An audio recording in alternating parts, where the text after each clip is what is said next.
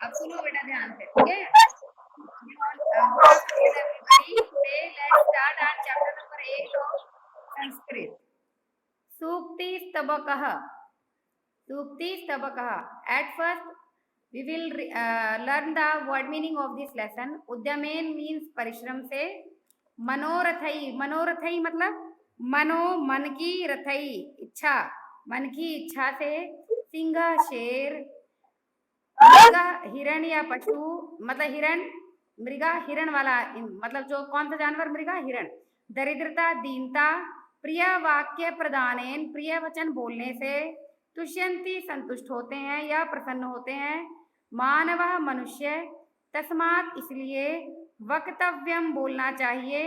वचने बोलने में. साधिता प्रयोग उपयोग किया. भवेत होना चाहिए. सार्थक अर्थपूर्ण. सार्थक सा मतलब सहित, अर्थ मतलब अर्थ है, मतलब अर्थपूर्ण. काका कौआ. कृष्ण काला. पिका कोयल. पिक काकयो कोयल और कौए में. प्राप्ते आने पर. गच्छन जाता हुआ. पिपलिका नर चींटी. याति जाता है. योजना नाम 4 कोसों का. शतानी 100. अगच्छन ना चलते हुए. और वैनते गरुड़. गरुड़ मतलब पक्षी होता है बेटा. अब यहाँ पर स्टार्ट करेंगे हम सबसे पहले अपना फर्स्ट दोहा. उद्यमेन ही सिद्ध्यंति कार्याणि न मनोरथै न ही सुप्तस्य सिंहस्य प्रविशन्ति मुखे मृगा. अब उद्यमेन ही, उद्यमेन का मतलब होता है बेटा परिश्रम. उद्यमेन का मतलब क्या होता है, परिश्रम. ही निश्चय से. सिद्ध्यंति सिद्ध होते हैं. इट मीन्स निश्चय से, परिश्रम से ही सिद्ध होते हैं कार्याणि कार्य. ना मनोरथई मन की इच्छा से, ना नहीं. इट मीन्स परिश्रम से कार्य सफल होते हैं, मन की इच्छा से नहीं. अब ये नहीं कि मन की इच्छा कर रही है भैया हमारे पास तो ये हो, अरे ऐसे कैसे हो जाएगा जब तक आप मेहनत नहीं करोगे. तो वही मेहनत करने से ही कार्य सफल होते हैं, मन की इच्छाओं से नहीं. ना ही सुप्तस्य सिंहस्य, ना नहीं ही निश्चय ही या निश्चय से. सुप्त से सोते हुए. सिंह से शेर के. प्रविशंति प्रवेश करता है. मुखे मुंह में. मृगा हिरण. जिस प्रकार से मीन्स क्या निकलता है अब यहाँ पे, मतलब अब यहाँ पर क्या कह रहा है कि सोते हुए सिंह के मुंह में मृग प्रवेश नहीं करता. तो इट मीन्स इसका मीनिंग यहाँ से निकालेंगे हम कि जिस प्रकार से सोए हुए शेर के मुंह में मृग प्रवेश नहीं करता.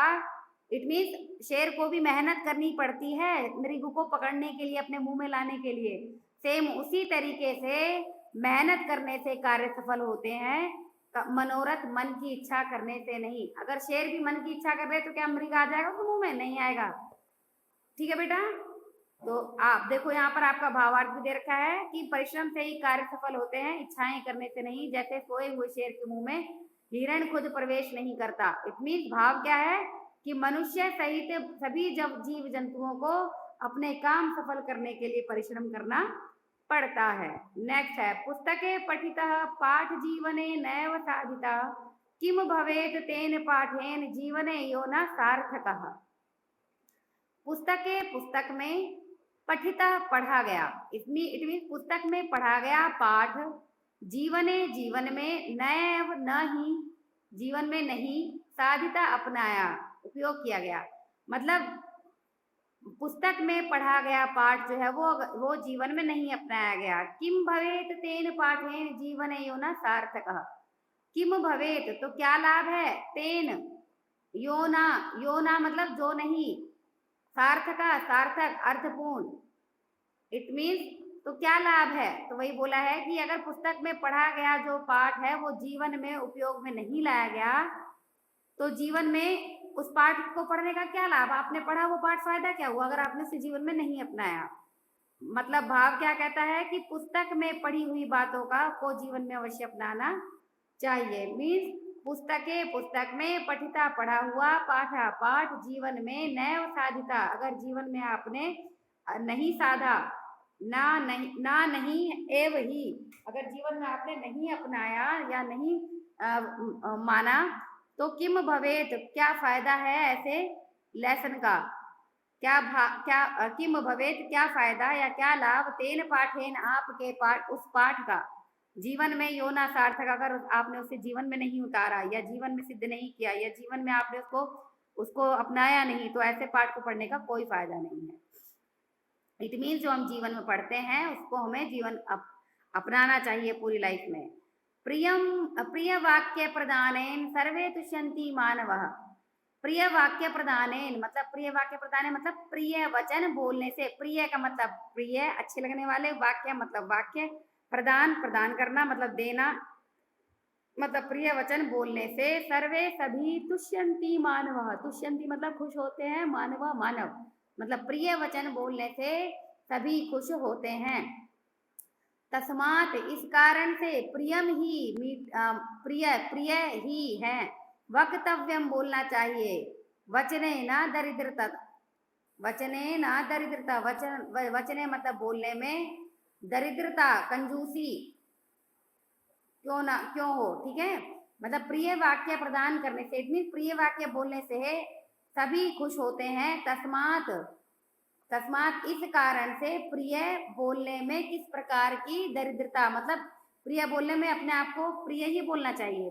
तस्मात इस कारण से प्रियम ही वक्तव्यम, प्रिय ही बोलो। और प्रिय बोलने में किस प्रकार की दरिद्रता मतलब क्यों कंजूसी करें, तो मतलब देखिए यहाँ पर आपको फिर से बता रखा है कि सब मनुष्य प्रिय वचन कहे जाने पर ही प्रसन्न होते हैं, इसलिए हमें प्रिय ही बोलना चाहिए। वाणी के उपयोग में कंजूसी क्यों की जाए, अर्थात मीठा बोल करके हम सबको प्रसन्न रख सकते हैं।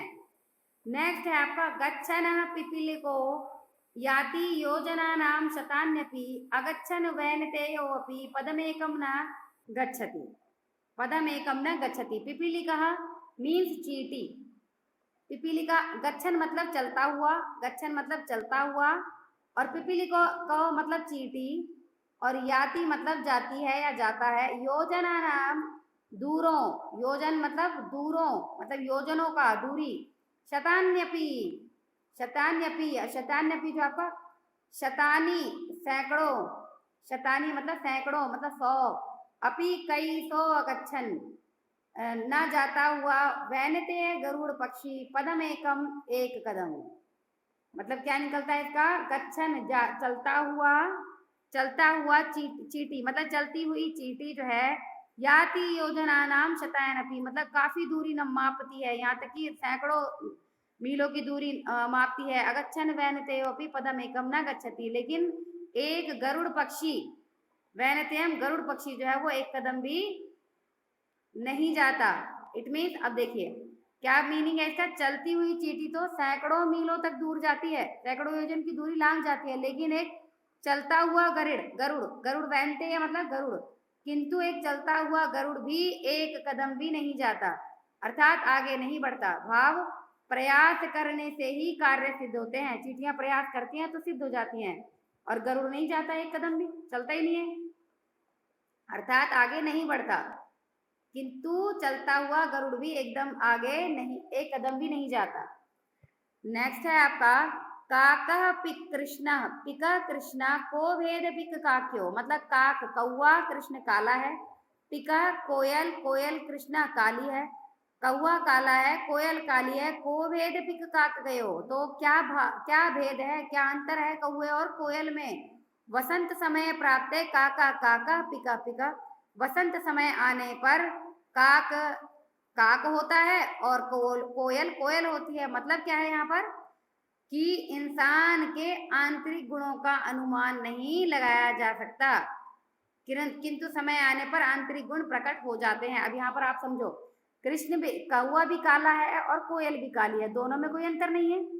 कौआ, और बसंत समय आने पर कौआ कौआ होता है, कोयल कोयल होती है। मतलब यह है बसंत समय जब आता है तो कोयलें कूकती हैं और कौआ काँव काँव करता है, तो अपने आप पता लग जाता है।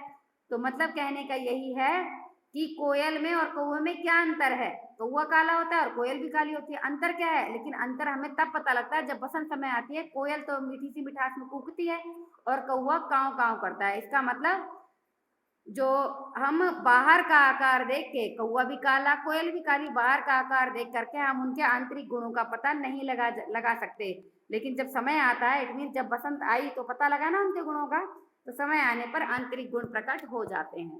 क्लियर हुआ बेटा? Yes ma'am.